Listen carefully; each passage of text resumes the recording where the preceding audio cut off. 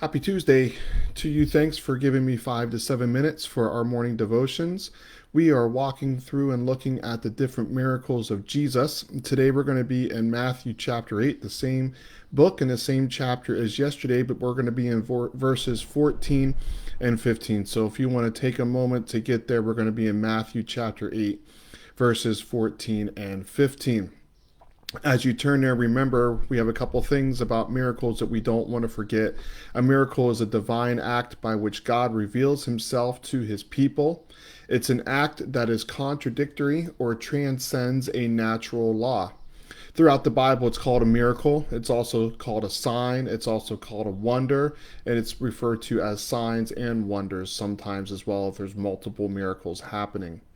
Jesus used miracles in his earthly ministry to introduce that he is bringing God's kingdom to the people. He wanted to say that salvation is here, and the miracles proved that he was from God and carried God's word. And the point of the miracles is that it's a sign of divine mission by Christ to win people to his mission and to his teachings. So hopefully by now you're in Matthew chapter 8, verses 14 and 15. We've all had a loved one that is sick. We've all been worried about them. We've all been concerned over their health and over their care. We have been stressed. We have taken bedside vigils. We have offered prayers. We have done all that we can. And this morning, as we walk into Matthew chapter 8, we're going to find Peter in that same boat that we all have been in. He is getting back from a mission with Jesus, going out and teaching the people.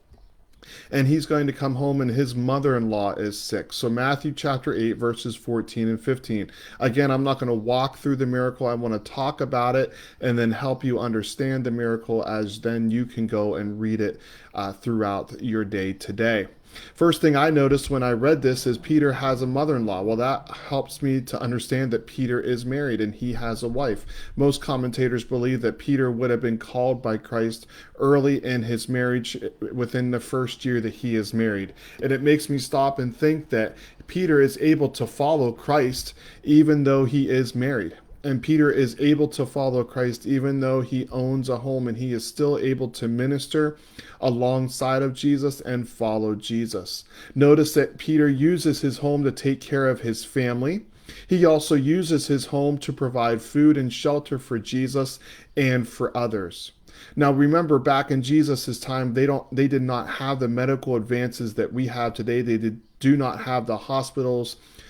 Obviously, they don't have the technology. And so when you got sick, you really had to fight through it. And then you had to pray that God would intervene because there wasn't the medicine that we have today and there wasn't the knowledge. So oftentimes when you got sick, it ended in death. Now, to put it in context, Jesus has just finished, ministering to the crowds. He healed the man with leprosy that we looked at yesterday. He also healed the Roman officer's servant. And Jesus is tired after a long day with people. But he wants to go home. He wants to relax. He wants to get a meal and go to bed because he is tired. However, you look at this and when you read the miracle, he walks in and there's another person that needs Jesus. And Jesus doesn't look at that person and say, I'm tired, leave me alone. He ministers to him. Jesus focuses not only on the crowds, but he also focuses on the individuals. Jesus was not running for office. He was not running in a popularity contest. He was often able to help those in the crowd, but he ministered more towards individuals. He came to help those who needed his help. He came to help them physically with the miracles that we're studying, but more importantly, he came to help them spiritually, to help them in their relationship with God, to be that bridge, to be that gap closer between humanity and God, a fallen world with a perfect God. I want you to notice when you read this how Jesus healed her. He touched her. He touched the sick woman. He touched Peter's mother-in-law. And we know today, after science and technology, that many of the diseases that we communicate and pass between one another are passed by the touch. We've heard that has been clearly stated in the last 4 months of our life through this pandemic, that you don't shake someone's hand because that can spread the disease. You don't put your fingers near your face. That will put the disease into yourself. But look how Jesus healed her. He touched her. He touched her, and that brought the healing touch. And why is that important? Because touch is a way of showing love. It's a way of showing compassion. It's a way of showing care. Many of us have missed the handshakes. Many of us have missed the hugs. Many of us have missed the physical interaction we have with people when we meet them. You know, the man hug. We miss all those things because we're not able to show that affection to someone. And Jesus steps into a house that has a sick person, and he does not avoid her physically. He does not avoid her because he's tired. He leans in and he heals her because he's able to. Notice what happens when you read this after the woman is healed. She jumps up and she offers him hospitality. She gives him a meal. Oftentimes, when we feel better, once we get over a sickness, there's more of a layover or a gradual time to get back on our feet, that we feel motivated, and it takes time to get our strength. It takes time to get our energy. It takes time to get our motivation back to where it was. But this woman, she was sick in bed one second, Jesus touches her, and the next second she has all of her strength restored, and she wants to get up and she wants to serve.